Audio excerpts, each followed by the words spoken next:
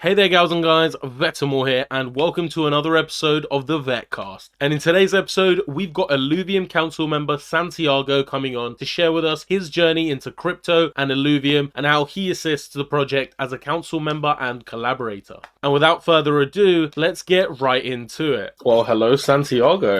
Hey, how's it going, GM? Vetemor? How do you pronounce your name? Vetemor. And I love your accent, which is, much better than mine. When I was listening to your Kieran and your interview, I just listened to it on repeat. It's just I have an affiliation for Australian-based projects. I don't know if you're in Australia, but it to me is just a much better accent than your. I have a American British accent. I'm in England, so yeah. Well, British or Australian is still better than American. So I've met a few people that are from Australia, from like around my area, and it's always such a joy to listen to Australian people. For me, personally, absolutely, it's just impressive somehow. Yeah. 100%. Anyways, so the kind of the context behind this interview is that a bunch of people in the community have sort of don't know who you are really, mainly because you work more in the background and other such things.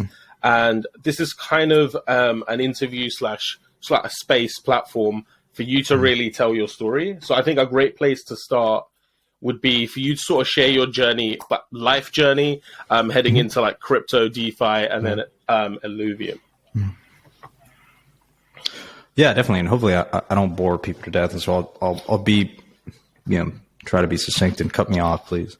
So yeah, look, I've been in crypto since 2012. My background's in game theory. So really, people seeing Beautiful Mind or just thinking about strategy and games and iterated games. And so naturally, I was at JP Morgan at the time doing investment banking, like since freshman year of college, I guess. And that's where I discovered Bitcoin in 2012. And to me, it was fascinating, this idea that you can cut out middleman, right? And so an obsession of mine over the years has just been in our daily interactions.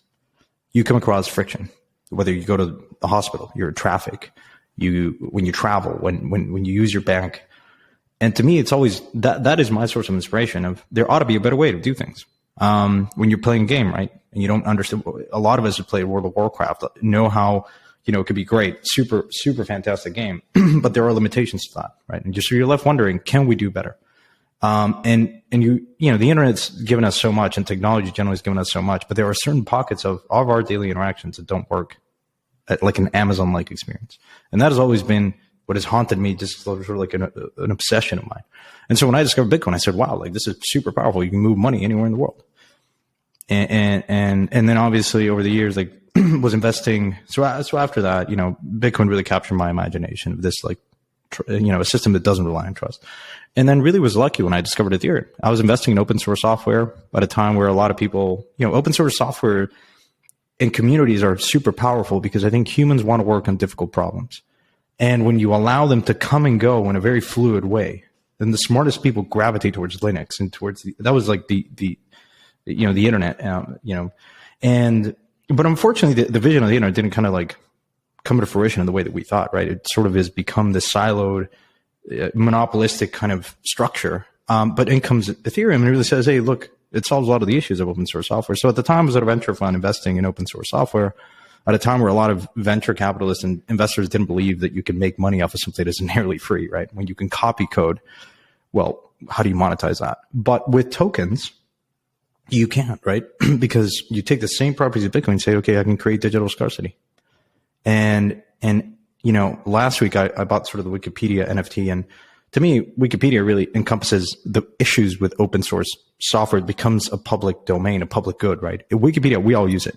But the founder of Wikipedia didn't make a lot of money. The people that contribute to Wikipedia don't make a lot of money. It relies on donations. Think about it this way. If Wikipedia were to start today, it would issue a token. And if you contribute, you would get a token. And the founder will also get a token. And everyone that is a part of this open source community, based on reputation, and there's certain mods and all this stuff, can accrue value. And so that's really the power of crypto. Whether you believe in Ethereum, whether you believe in games, NFTs, Bitcoin, I actually don't care. But I think this idea of capturing value for contributions, no matter where you come from, based on, and no matter what kind of pedigree you have, you strip away all that bullshit and you can actually capture value. And so that's explosive. That's here to stay. And so that to me was really, really what motivated me to dedicate my career to crypto.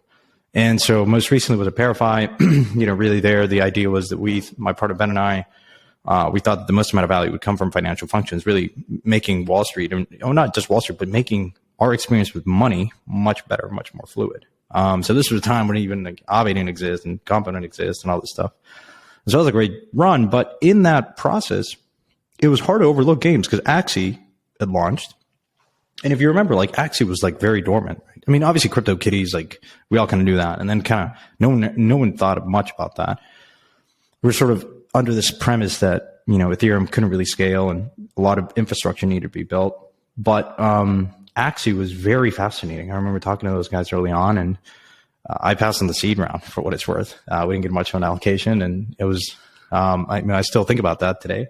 But, I think as an investor, I always think, okay, Axie really, when it took off, and obviously NFT volume took off in a very dramatic way last year. And you're looking at that and you're saying it's hard to overlook. DeFi is most of the time, like people are not thinking about DeFi, right? There's obviously like yield farming and all the stuff that's enticing for a few people, but most people don't think about money. They don't think about their bank account. They don't like to think about that. But for the first time ever in my journey over the last 10 years, crypto is very relatable to people.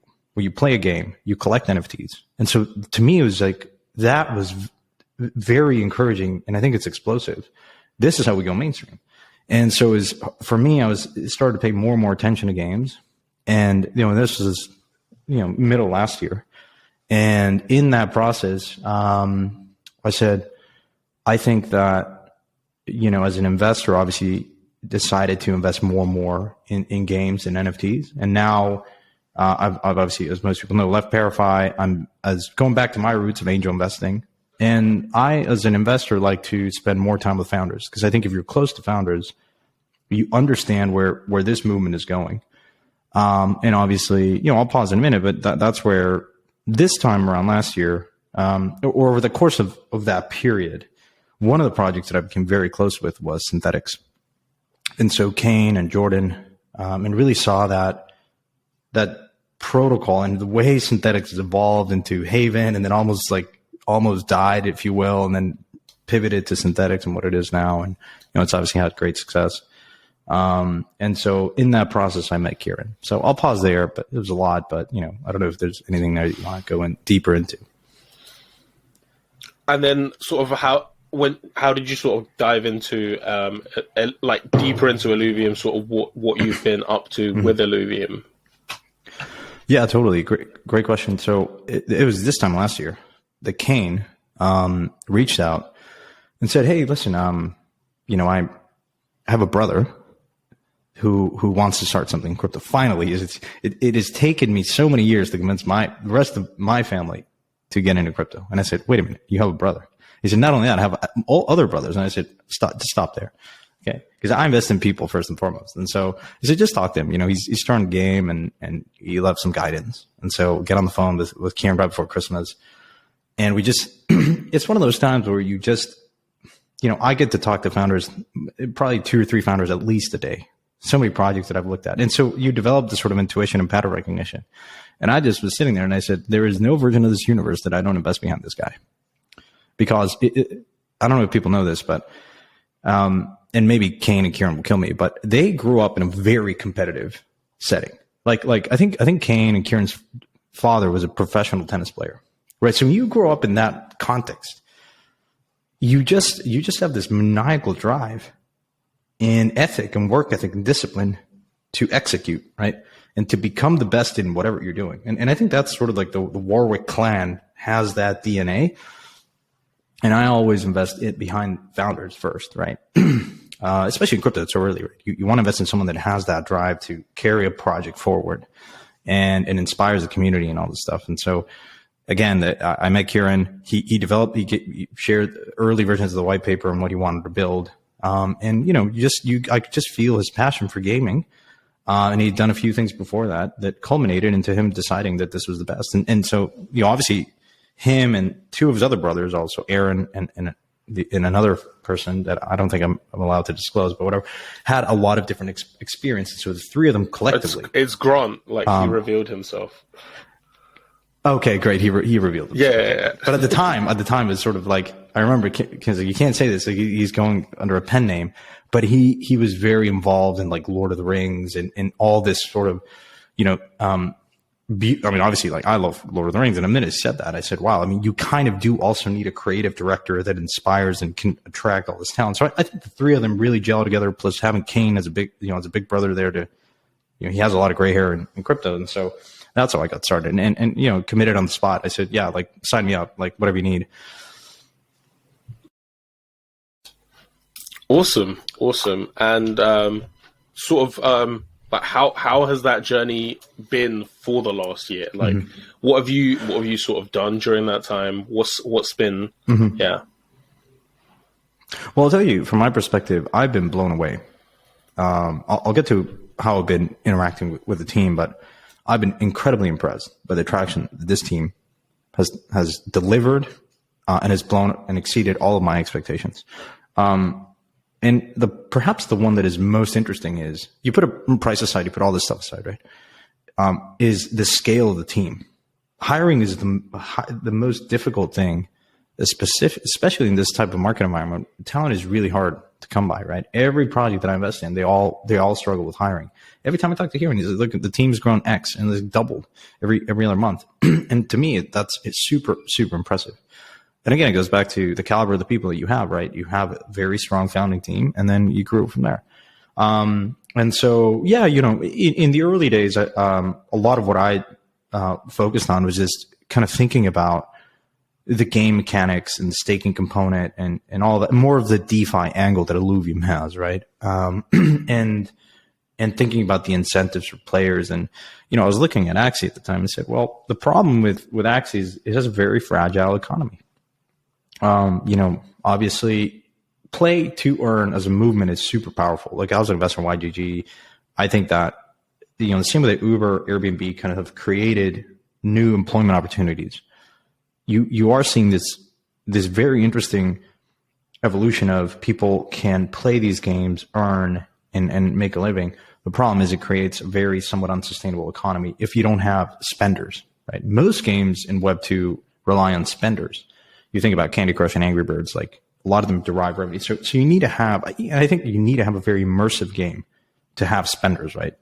To attract that, and you need to have very interesting kind of virality and the game needs to be a lot of fun. I'm not to say, look, Axie, I think as a game was developed at a time where there were a lot of limitations in the blockchain. And so you had to really create a type of game for that environment. But I'm also an investor in Immutable. And so I think when you see a path towards actually sustainably building games, Web3 games that are very, very immersive, that pound for pound actually compete with Web 2. And so I love Zelda, I love World of Warcraft. And so I think to me, when I saw the graphics of Illuvium, the concept, I was very drawn to it.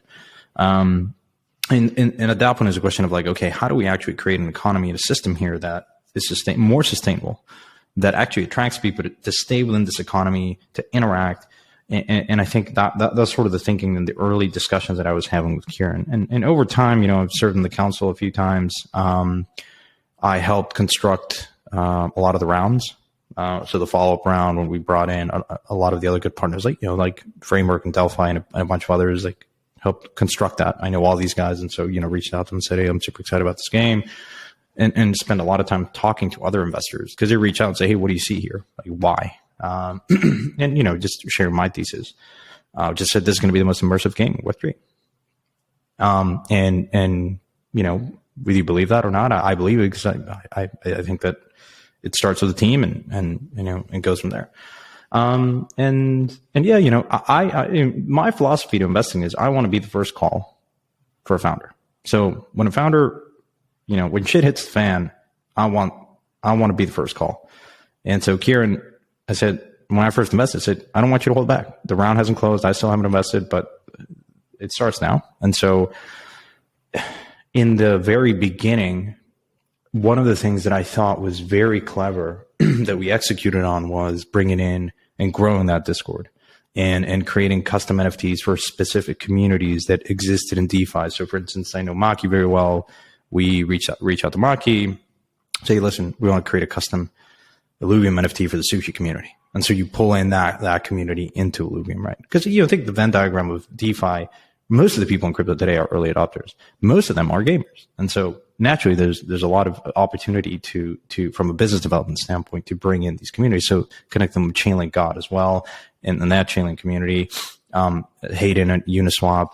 And so that was, I think, where, you know, things started to get more exciting. The Discord, we pulled in a lot of communities from doing that. And then just thinking about, now obviously in the council, there's a lot of discussion going on around the role of the council, the land sale and a bunch of other things. So really, for me, it's just been really fun to work with Kieran and other of the council members that have stepped up. And what are your thoughts on, like, what is the role of the council and those kinds of topics? Yeah, this was the last proposal that I had submitted. You know, I think the community is right in saying, like, we want to have some insight and feel part of building this, right? But I think we need to strike a balance, right? Illuvium as a project is very early still. And so the North Star here is, let's execute on the roadmap. It's ambitious. There are a lot of other games that are being developed and want to launch sometime next year. But I think we need to beat all of them to that punch. And so if we can deliver on the roadmap, which is the North Star is let's ship Q1, deliver, and then go from there. And I think the council should deliberate all and entertain proposals, of course. But the number one mission is how do we empower the team and amplify what they do to execute on this vision? Because if we launch first, and we've all seen the trailers, which I think are absolutely incredible. Kieran shared with me, I was sitting there and probably played it like for a full hour. It's like, okay. I was like, this is great. But we need to get there, right? And so I think the council, it felt like at some point the initial idea was create a lot of structure and processes in place, which look are fine. But it just felt like unnecessary structure. Like we had Wendy taking all these notes and sharing it. I was like, well, do we need to share everything that we discussed with everyone? Not necessarily, because there are other teams, in our Discord that are going to look at that.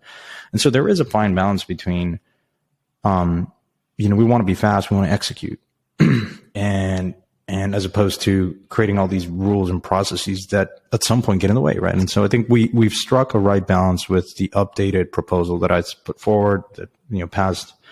And I think the role of the council that was, I think, very well defined in the white paper, which is there are certain things that are important to pull in an independent council. For instance, when we were voting for the balancer sale, setting those parameters, important from a decentralization standpoint to have, members in the community that aren't part of the council, an independent group that is, keeping sort of a balance of power in check. And that will only grow to be more important over time. But I think at this point, the number one role of the council should be to empower the team to execute on their goals. Yeah, I totally agree with that, to be fair. Because, if the council was to just be making loads of random decisions right now, it would just be like an obstruction to what needs to sort of take place. But then once the game is launched, the council will be able to have a lot more sort of input. But how do you feel about, Illuvium becoming like a fully, truly decentralized autonomous organization long term? Is that actually like a possible vision? Because to some extent we aren't like fully there right now, and right. that's what we don't need to be to establish it. Yeah, look, I think no project in crypto is. You look at Synthetics, for instance, and they've had the Spartan Council, and it has worked to varying degrees, I think. Kane had a really good post that said, look, I'm back. I need to be back. Ultimately, I go back to this idea that true chaos doesn't work. It just doesn't. And you always need to have some sort of hierarchy. And I tweeted about this the other day, which is most people think that DAOs should be this anarchic, chaotic, anyone can come and go and anyone can submit proposals. It's like that will just not work because nothing gets done.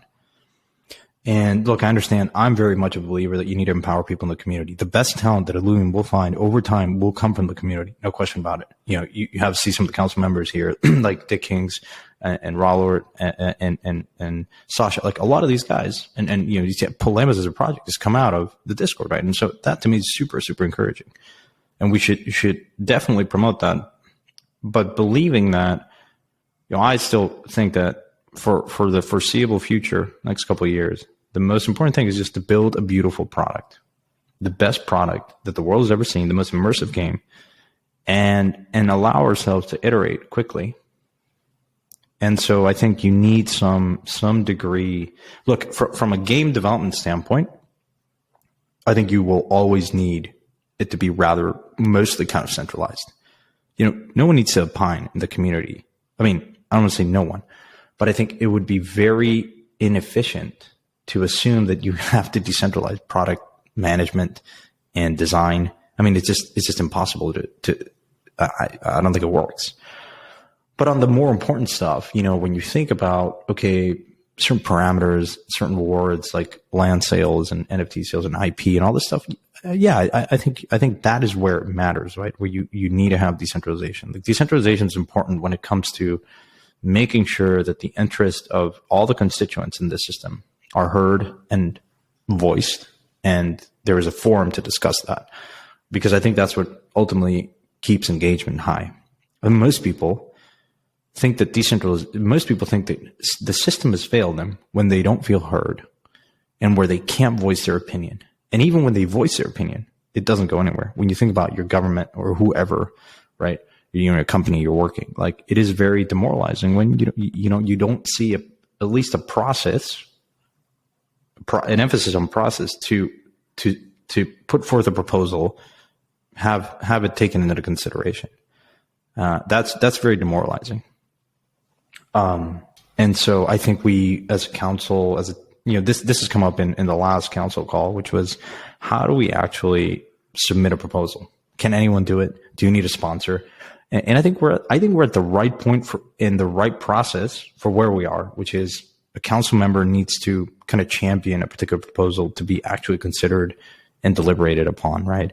I think that to me feels like the right balance. I don't know if you agree or disagree with that. I can't think of an instance where, for the most part, I think that the community members that feel strongly about something have been heard and we've discussed them. But, you know, obviously we can't achieve perfection, right? So it's sort of asymptotic. We get to a point where I think we're pretty much, if it gathers enough support from the community and people keep saying the same things, then we're gonna definitely listen to that and entertain it, right?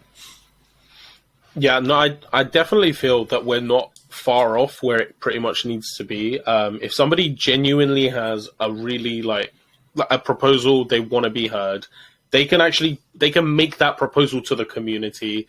The community's gonna, like, some people will support it, some people won't. They can refine their proposal. If it garners attention and people genuinely like support it, it will definitely be getting the attention of council members, and it will definitely be deliberated. But obviously, there's absolutely no need for like the community to micromanage developers of the game, because that would just be weird, you know.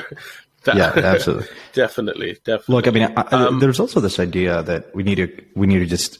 I'm mindful when I interact. Look, I'm part of a lot of DAOs, and there is this idea that sometimes there's a very vocal minority in these systems, and that is not representative of the whole.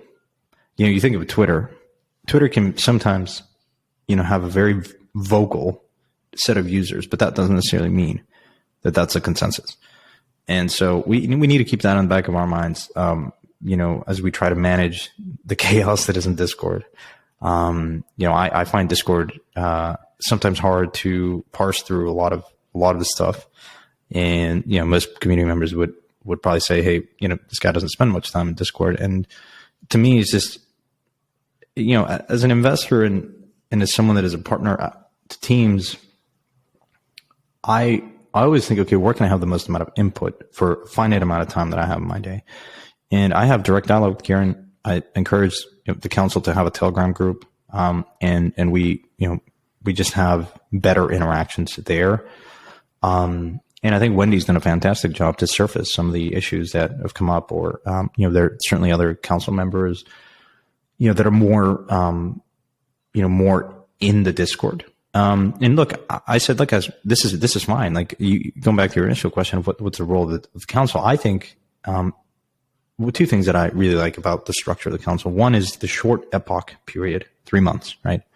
If you ever feel that the council member is not acting and not representing the interests of the community, I mean, it's 3 months, right? I mean, you can get kicked out. There's also an ability to, disband or remove a council member during the epoch. And so I think the short duration of the epoch allows two things. One, obviously, to keep people in check, right? If it's a short period of time, I think implicitly you're just more focused on doing good in that period. Whereas if it's a 10-year position, you kind of you're riding it, right?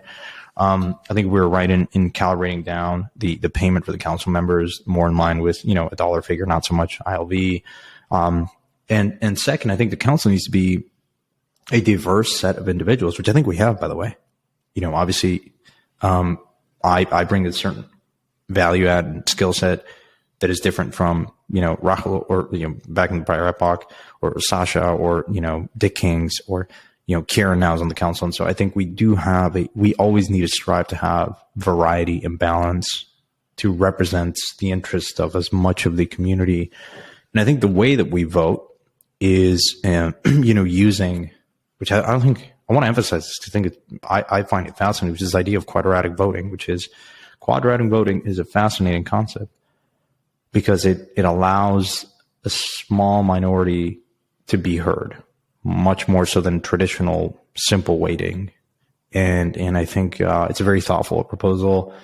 It's at the cutting edge of just democracy and political systems. And so I think the more Gitcoin uses it too, and so I think the more we can use that type of kind of mechanisms, I think we'll be far ahead as a council, as a DAO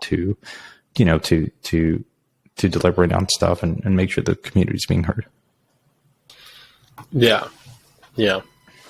From your perspective, based on your experience with crypto and DeFi, what would you say the biggest challenges facing Illuvium will be or are? It's a good question. So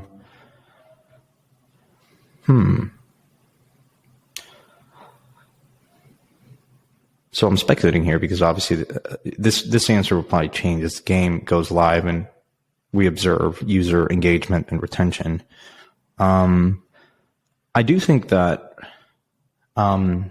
it is going to be interesting and a challenge to attract non-crypto users to come to Illuvium. And so, I think we can spend more time thinking about how to attract these users, spenders, not just earners. I mean, guilds play an important role in this entire ecosystem. I think we have developed really good relationships with them, but yeah, I think about, okay, how do we bring in the next 100 million users in a crypto? And, obviously we're being deployed on the Ethereum blockchain, immutable. There are some limitations to how immutable is, can and the flexibility that you can, and the things that you can do. Whereas there are other games in Solana and other ecosystems that, may not, I don't think it's zero sum, but I think there is an advantage of going first, and there is an advantage of, keeping costs low for the community. A lot of the thinking in crypto has been scarcity driven. You think about NFTs, it's like, okay, 10,000 NFT collections or 101, and it's very Bitcoin centric. I think the common fallacy is to think that scarcity drives value, whereas my thinking is not really for certain things. Certainly for gold or some of these hard assets, yes. But for games, I think abundance and experience is what drives utility drives value, not scarcity. And I was thinking about sort of the land.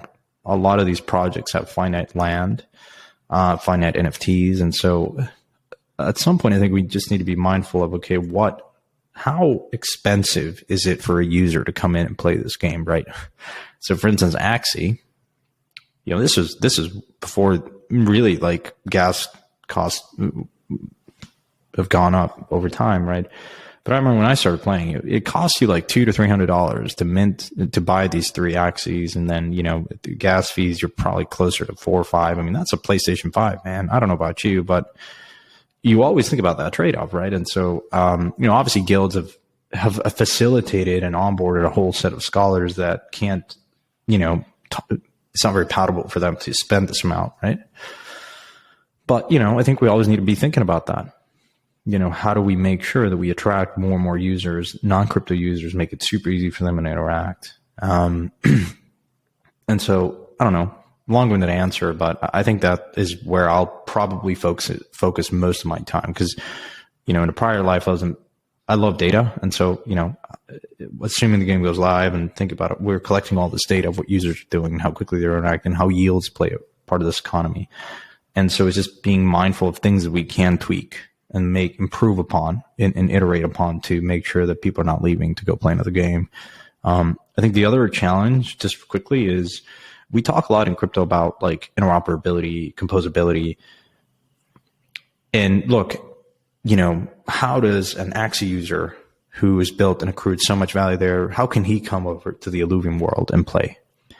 And I think these things haven't been thought through enough.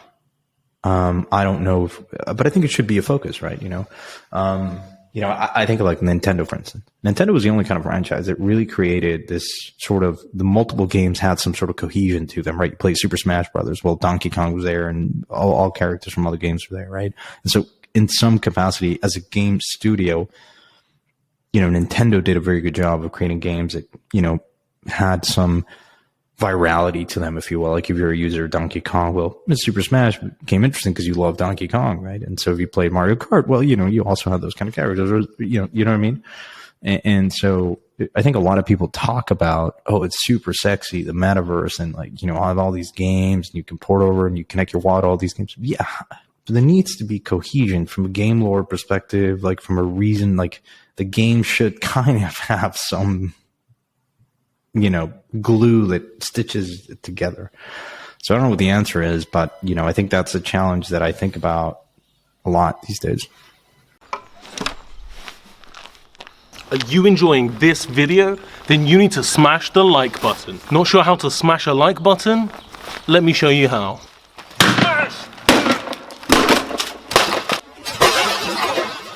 Smash that like button. I can actually taste blood in my mouth. I hit myself in the face. And while you're at it, you might as well subscribe as well. I think both of those points are very good. I recently made a video kind of on your first point, which is that a lot of these games, like it either isn't very expensive to get in at first, but then eventually it is, or it is like from the start.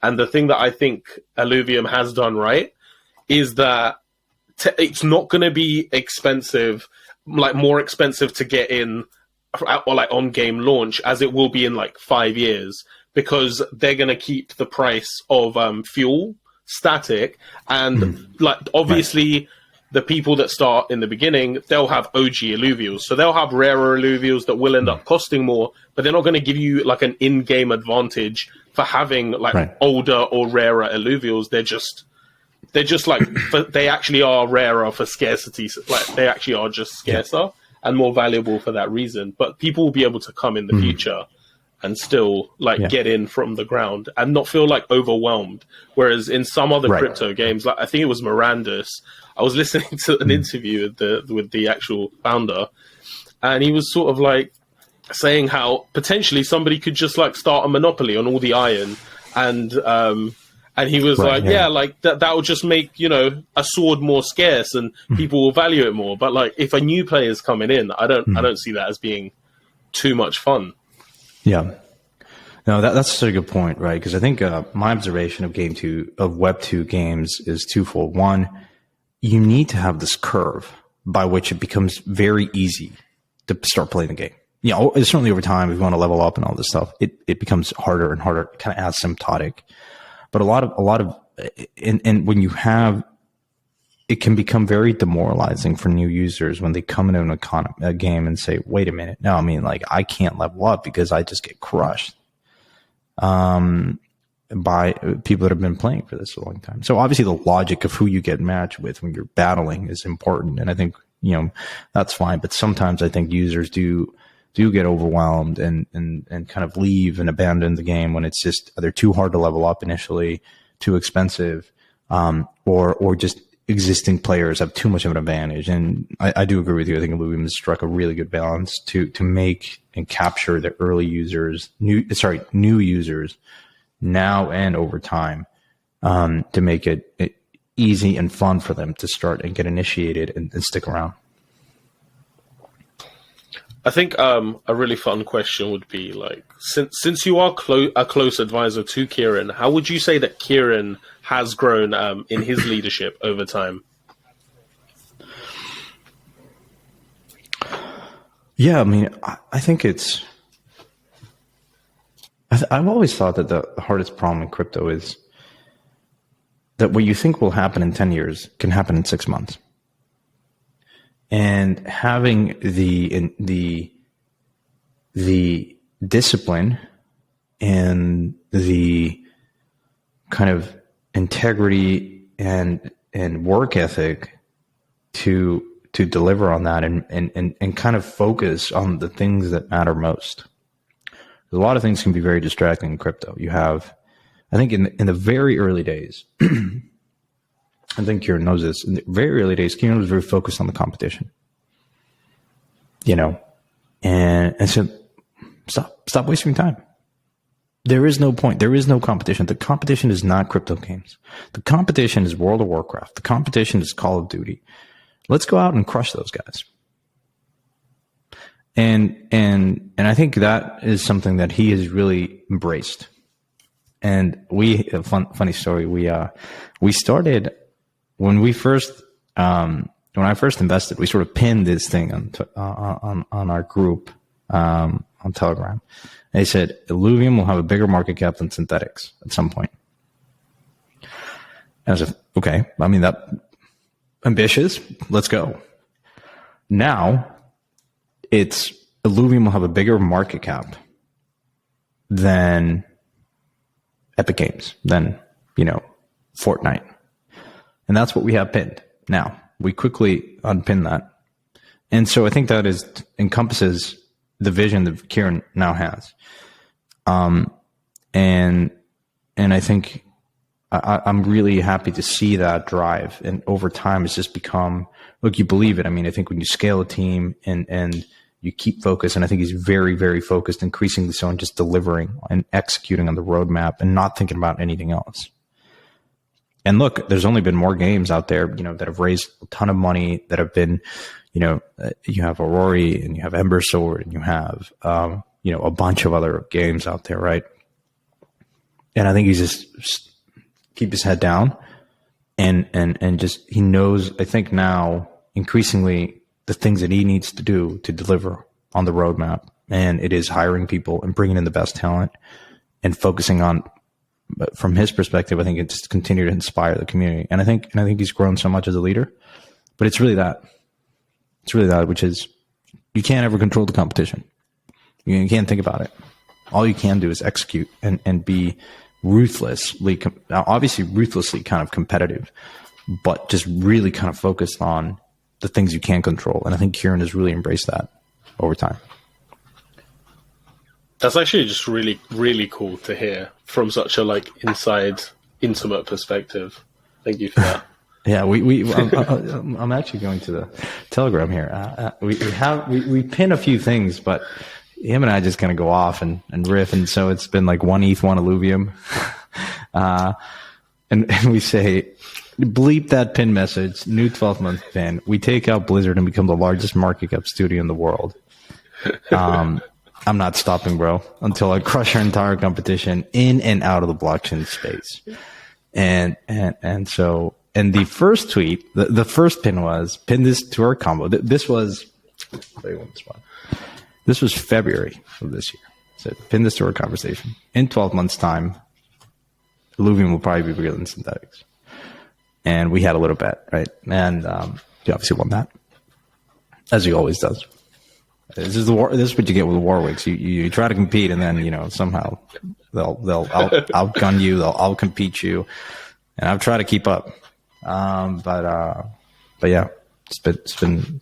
I mean, I've tweeted this the other day. Illuvium is a project I'm probably spending the most amount of time at this point. And I talk to Kieran all the time. We just become close friends. I hope to go to Australia at some point if COVID goes away. But yes, it's been fascinating to just see him grow so much and also keep composure, right? I think a lot of times it is hard to manage success. And look, obviously, a lot of the criticisms that we've heard from other folks, like, wait a minute, like this game hasn't even launched. What are you guys celebrating? It's like, hold on. Games take a lot of time to develop, but I think there's been a lot. I think it feels weird sometimes to celebrate stuff. I don't like celebrating stuff, but sometimes it is important. And other people will tell you, look, what we can't celebrate is the community that we built, the excitement there's behind this game. I mean, I think from the development standpoint, I think we've all seen the sort of the teaser videos. And I'll say it and I'll say it again. I think this is going to be the most immersive Web3 game. And I don't want to, it kind of feels weird to celebrate early. I'm not celebrating here. I'm just observing. From my perspective, I invest in a lot of games. I look at every other game that's raised. I've looked at their deck. And I just continue to believe that Illuvium will be the most immersive game out there. Well, on the topic of like Blizzard, sort of, or Epic Games or whatever market cap, what would be your personal like price prediction for ILV end of 2022? So like in a year from now. Man. I don't like making price predictions because there'll be this is definitely not financial. None of this is financial, legal, or any other advice. All I'll say is this. I think so I'll tell you why it became so interesting in games. And I don't, this is a kind of a roundabout answer, but I'll get to specifically what you asked. When you look at Axie, Axie is not a very immersive game. Look, this is not throwing shade on them. I love Axie team. I know them well. I have a ton of respect. Why? Because they showed you how big this market can be. Axie as a game is not, it has some good mechanics. And that to me was where it really clicked. I said, holy shit. If a game like that can have that amount of traction and success, then now imagine a game that I would actually, for me, play. Like a Zelda type game. Is this game over? I do believe this. So I did this comparison the other day, which is, so Axie as a team, as a project, has been around for a few years, has, less than 100 people, is probably going to crank like $1.5 billion in revenue. Sky Mavis, the studio, just one game. Fortnite is cranking out $4.5 billion in revenue. It's the top, I think, the 5th largest game studio in the world. And I think there's a very credible version of this universe where Axie surpasses Fortnite.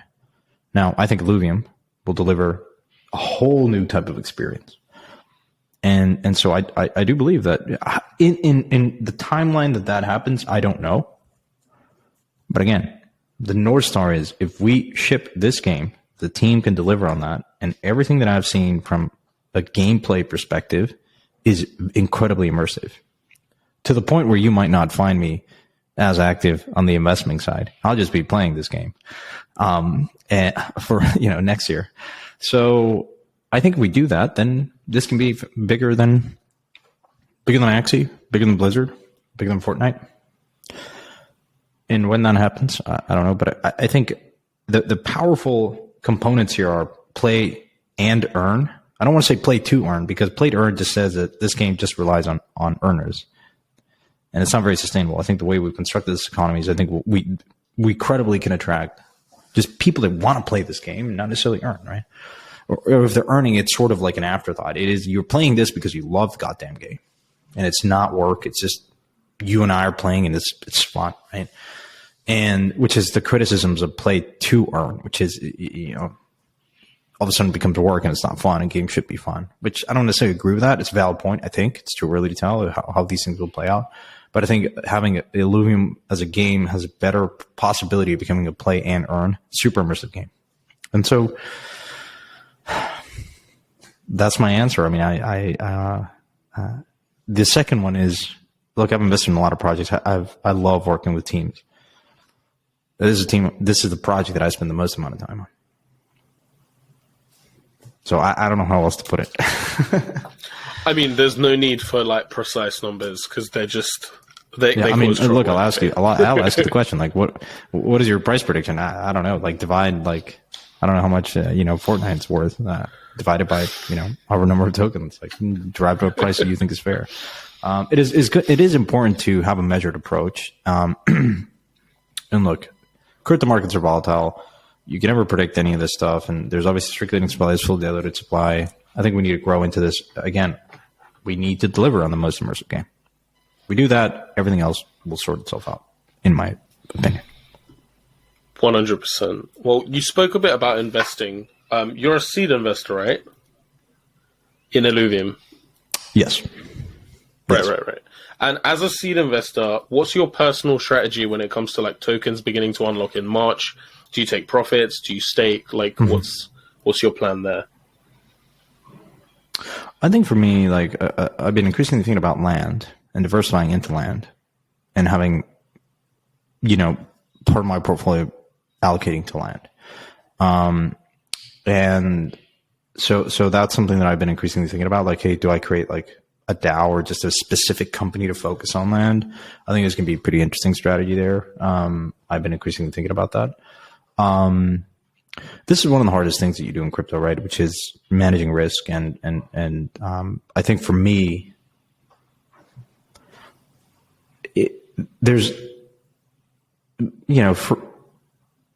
at some point, I think I have more influence, or at least I think that I have more influence.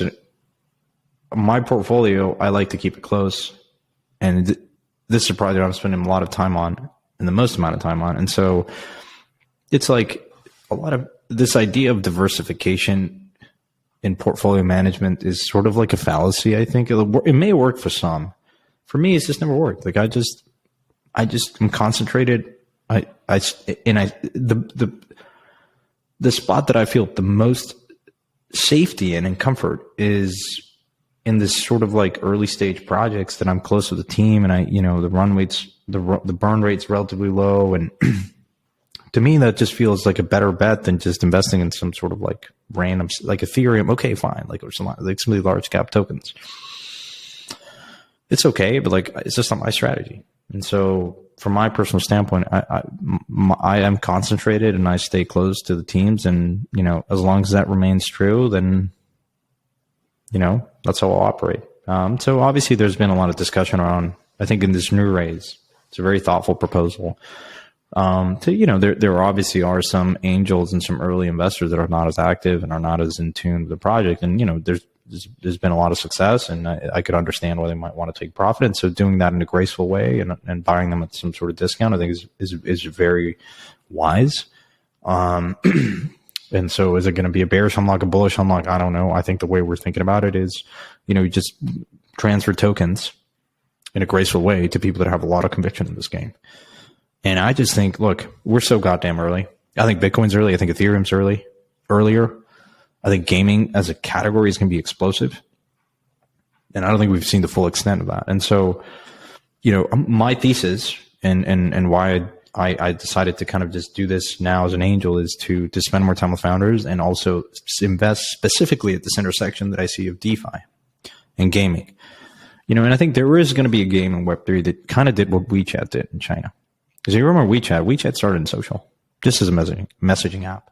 And now WeChat is sort of this consortium of things, right? You watch, you stream, you order food, you do your finances, and you send money, and like you pretty much do everything on WeChat, one platform. And they've created this periphery of apps, but the core is very engaging. It's social. And I think there's a game here that's going to do that. And look at what Illuvium has, right? It has this interesting relationship connectivity to something like synthetics, because Kane, there's been so many learnings there, right? And so ultimately, I think that the vision that I have is, you have a game, most people come in, just play the game, and then they're left wondering, okay, what else can I do here, right? They discover this world of Web3, and then you plug DeFi in the back, you play all these different applications. And I think if we do that, I think one game is going to do that. And if you crack that nut, you pretty much become like the most widely used protocol in Web3. And that's very encouraging. And you was talking about like getting into land. Are you thinking, because obviously your tokens won't have unlocked to like use any of those as funding for that. No, do you plan to like buy SILV, or like how do you plan to get in, or have you like separately bought in the balancer sale and you're staked or something? Yeah, it's a good question. I'm sort of thinking through that, but probably a combination. So potentially buying SLV. Yeah. No, that makes sense. Yeah, this would be a new capital infusion, right? Just have more, invest more in the project, and just get exposure to land. Totally.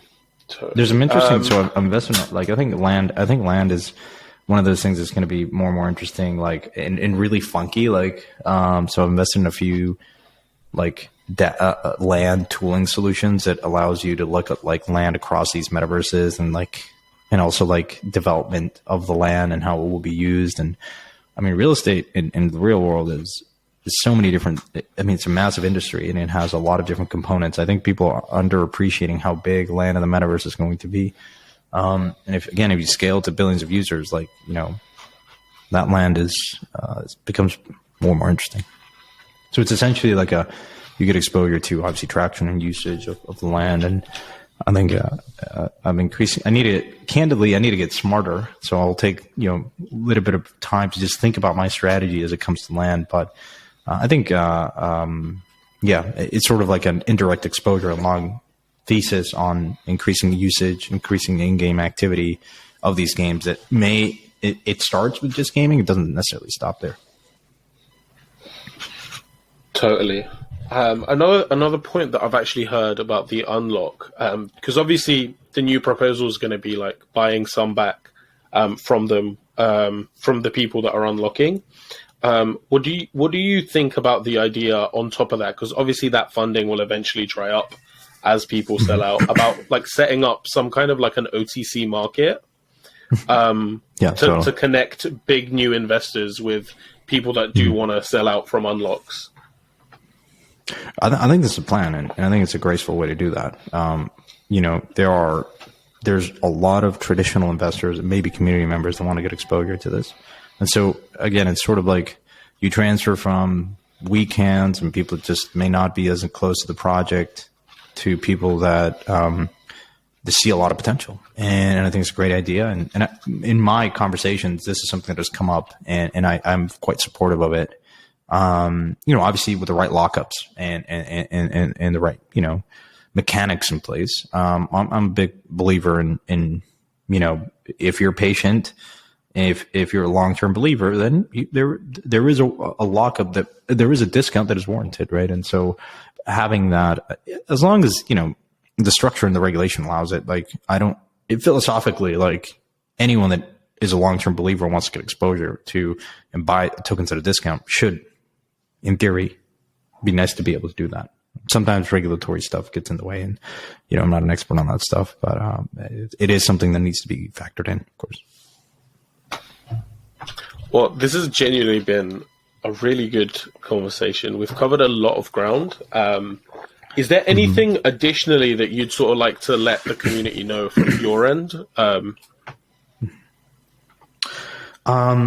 Well, I think hopefully this, I really appreciate being here and telling the story. I have heard the community members in these epochs like, hey, wait a minute, I don't see Santiago in Discord. I do plan on, I'm here. I plan on hosting office hours on Discord. I think the Discord chats are effective. And so every once in a while, I'll just pop in there probably once a month or something, and we can just do that. And that's something that I have as a goal for this epoch and just going forward. I think I think there's a great community, really smart people there that I've talked to independently and come to me and we chat. And so I think that's something that I want to do. I'm publicly staking it. I know I said it in Discord right after the epoch, but no, I'm incredibly grateful. I mean, I think being part of I'll tell you, the biggest pleasure that I get as an investor is hearing someone like Kieran saying your episode, hey, like he sent me the clips, like turn to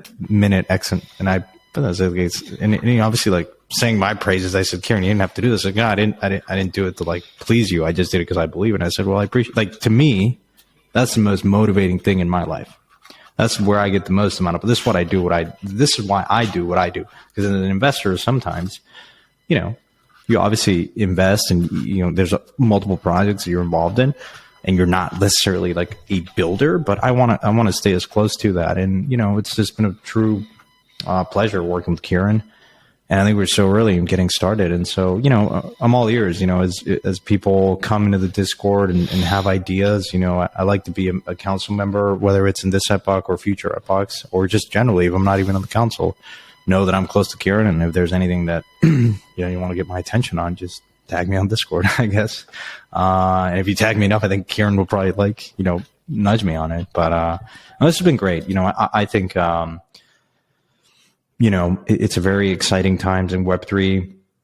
I think for the first time, we've always, I guess as a parting thought, I think for so long, it's always kind of the criticism to crypto has been, yeah, okay, like you kind of crypto punks really believe in this thing called decentralization, and I get it, why you'd want it and all this stuff. But, sometimes it's hard, right? When, especially with games and things that, it's like, why would I bother? Like, PlayStation 5's great. Like, World of Warcraft's okay. But, people forget most people that come to crypto have had underwhelming or bad experiences when it comes to playing games. And I think, the most encouraging as of late is someone like Mark Pincus, who built Zynga, is now fully coming into Web3. And I think it's going to be hard for these games to pivot into Web3. I am actually more of a believer in a game like Illuvium that did crypto native, Web3 natives.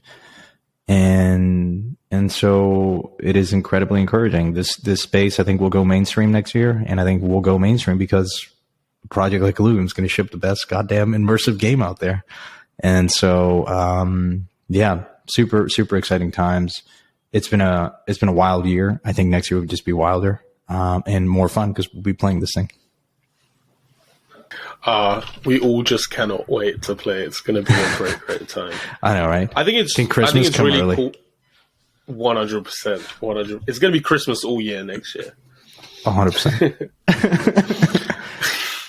I think it's really cool for the community to hear that you're not a passive seed investor that's just put their money in and is waiting for like the project to grow. You're actually like on the like you're kind of not just an investor. You're almost like a partner in a way, because you're actually working on the project, essentially providing advice like a consultant.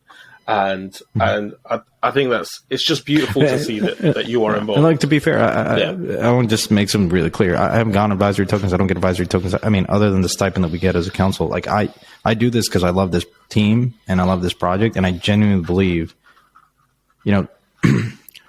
for the last 10 years, it's been like you open a door and you see a better way of doing things, of removing friction, and you see what's it going to take for other people to realize this.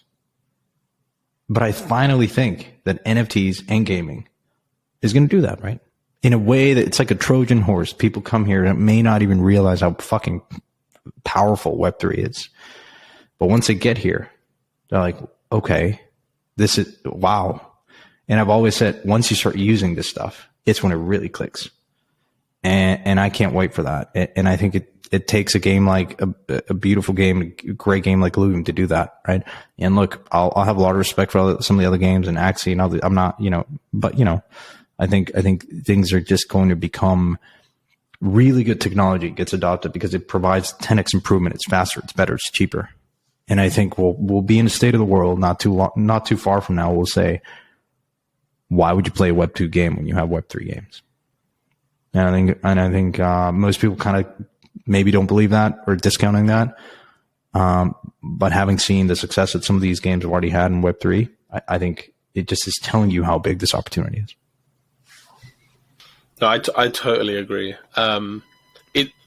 The vast majority of people that are in the crypto space aren't actually in the crypto space, I believe, because they're just holding on Coinbase or Binance.com. They're watching YouTube videos, like they're hearing some buzzwords bouncing around, but people don't really know anything until they are actually involved. They're on the blockchain. What really got me involved was actually getting into Axie. Damn, did I learn so much in the space of about a month. I lost money, doesn't matter, but I learned so much, and it pointed me to Illuvium, because once you get what's actually taking place here, this will be the pathway to crypto adoption long term. I think I've heard Kieran say that he actually believes that the next 5 years, like, crypto gaming will be bigger than all of DeFi. And then in 10, 20 years, like, obviously DeFi will be bigger, as it is just all of finance, right, in the future. But crypto gaming is what onboards that, because right now nobody's involved in DeFi. Absolutely. The vast majority of people just have no clue what's actually taking place. If you listen to an hour video explaining DeFi, like 99% of people are falling asleep. It's so dry. It's really hard to understand. But then you get into Illuvium and they teach you DeFi through playing a game. It is gamified DeFi, and that's all crypto gaming is. 100%. That's 100%. At its core, our relationship with money is going to change in a very powerful way, and gaming will do that. And like, to your point, crypto to date, a lot of the criticism or what have you has just been, this is just speculation. Like, speculation is important to attract attention, but you need to deliver again on utility. It's not about scarcity; it's about utility. And I think, when you have a game like this, I think it will dispel a lot of the criticisms that has been, like, this industry is just a bunch of speculators. And it's like, wait a minute, no.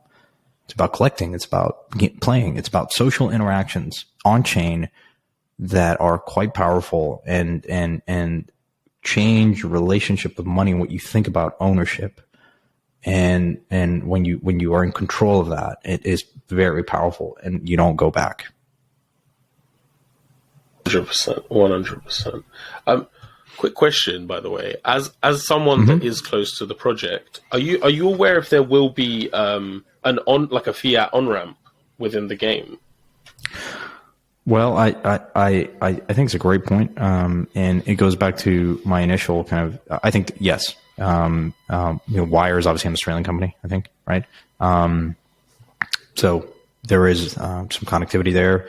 But yeah, I think we should. I mean, should we develop a wallet? Maybe necessarily. I don't think so, but I think definitely building these kind of relationships from a business development standpoint, I think there could be some really interesting collaborations that one can do with, even traditional brands. Like, hey, like you have, again, the way that we grew our Discord early on, it was tapping into DeFi communities.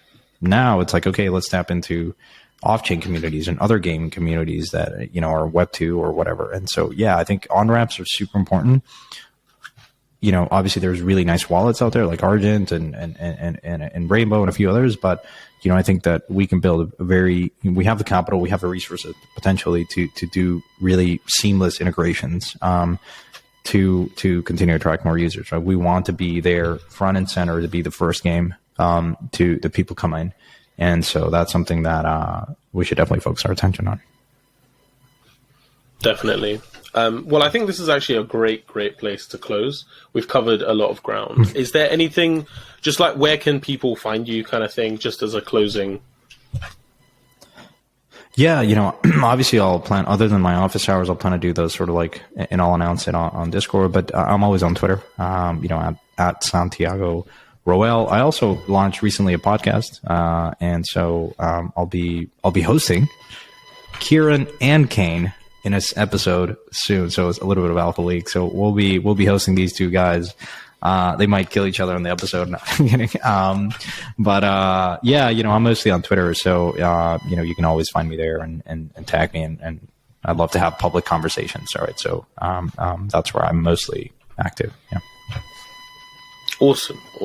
Totally off topic. Do you think we could ever get them both in a boxing ring? Ooh. Just to be able to view that, because I'd want to place money on that. I mean, we'll see this. I'll try to make it happen. I'll suggest it in the podcast. I'll put them on the spot. I guess I shouldn't have said that, but but yeah, I'll try to make it happen. It'll be actually really fun. That would be really fun. These are competitive lads, so one must be careful. That'd be interesting, for sure. Take care, brother. You too, brother. Thanks so much for everything that you do. I love your videos. If there's anything like happy to come back or continue this conversation. But it's really inspiring to see folks like you step up and create all this beautiful content and great content. Which I always send your videos to people. And be like, you want to learn about Illuvium? Just go and listen to any of Vetemor's videos and keep up the great work. And let's go. Appreciate that, bro. Appreciate that. Thanks for watching, guys. And as always, if you've got any thoughts or questions, feel free to ask in the comment section down below. I'm Vetemor, you're the future, and I'll be seeing you guys there.